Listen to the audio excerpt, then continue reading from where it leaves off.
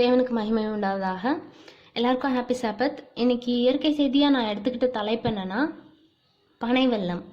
பனை வெல்லம் நம்ம ரெஸ்பிரேட்டரி ட்ராக்ல எந்த விதமான பிரச்சனையும் இல்லாமல் ப்ரிவெண்ட் பண்ணுது.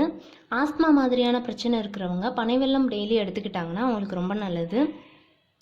வெயிட் லாஸ் பண்ணுறதுக்கு இது ஒரு நல்ல மெடிசனாக இருக்குது. இதில் நியூட்ரியன்ஸ் அதிகமாக இருக்கிறதுனால டைஜஸ்டிவ் என்சைமை ஆக்டிவாக வச்சுருக்க ஹெல்ப் பண்ணுது.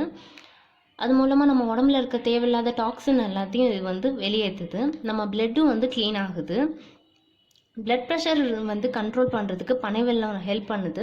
பனை வெல்லத்தில் பொட்டாசியம், சோடியம் நிறையா இருக்கிறதுனால நம்ம உடம்புல இருக்கிற ஆசிட் லெவலை மெயின்டைன் பண்ணுது. இது மூலமாக நம்ம பிளட் ப்ரெஷர் நார்மல் ஆகுது. So high BP, low BP இருக்கிறவங்க இந்த பனை வெல்லத்தை அவங்களோட டெய்லி டயட்டில் எடுத்துகிட்டு வந்தாங்கன்னா அவங்களுக்கு நல்ல பெனிஃபிட் இருக்கும்.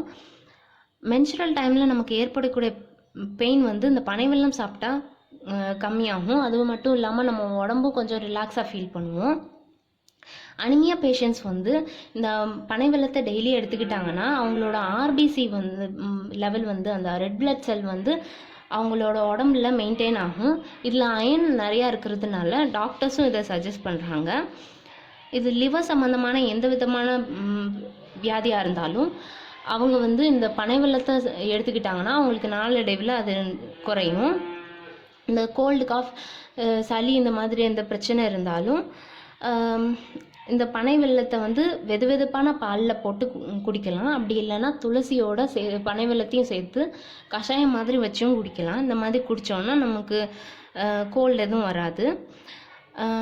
ஜாயிண்ட் பெயின் இருக்கிறவங்க இந்த பனை வெல்லத்தோட கொஞ்சம் இஞ்சியும் சேர்த்து சாப்பிட்டாங்கன்னா அவங்களுக்கு அந்த ஜாயிண்ட் பெயின் ரெடியூஸ் ஆகும். நம்ம உடம்புல இம்யூனிட்டி லெவல் ஹை பூஸ்டப் பண்ணுறதுக்கு பனை வெல்லம் ரொம்ப ஹெல்ப் பண்ணுது. அதனால இதை நம்ம குளிர்காலத்தில் எடுத்துக்கிட்டோம்னா நமக்கு எந்த விதமான இன்ஃபெக்ஷனும் வராமல் இது ப்ரிவெண்ட் பண்ணுது.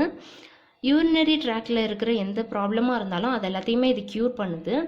இதை நம்ம எப்படி எடுத்துக்கலாம்னா நம்ம டெய்லி ஒரு 10 கிராம் அளவு எடுத்துக்கிட்டால் போதும். நம்மளோட வீட்டில் இருக்க ஒயிட் சுகர், சர்க்கரையை தவிர்த்துட்டு அதுக்கு பதிலாக இதை நம்ம எடுத்துக்கணும். நம்ம பாலில் போட்டு குடிக்கிறது எதுக்கு நம்ம சர்க்கரையை யூஸ் பண்ணாலும் அதுக்கு பதிலாக இந்த பனை வெல்லத்தை நம்ம யூஸ் பண்ணோன்னா நமக்கு இன்னும் நல்ல பெனிஃபிட் இருக்கும். இந்த நம்ம பைபிளில் சொல்லியிருக்கிற மாதிரி 1 கொரிந்தியர் 10:31 அதில் சொல்லியிருக்க மாதிரி, ஆகையால் நீங்கள் புசித்தாலும் குடித்தாலும் எதை செய்தாலும் எல்லாவற்றையும் தேவனுடைய மகிமைக்கென்றே செய்யுங்கள் அப்படின்ற மாதிரி நம்ம எதை செஞ்சாலுமே அதில் தேவனை முன்னிறுத்தி செஞ்சோன்னா நமக்கு எல்லாமே நன்மையாக நடக்கும். நம்ம இந்த மாதிரி ஆரோக்கியமான நிறைய விஷயங்கள் தேவன் நமக்கு படைச்சிருக்கிறாங்க. அது எல்லாத்தையும் சாப்பிட்டு நம்ம பயன் பெறுவோம்.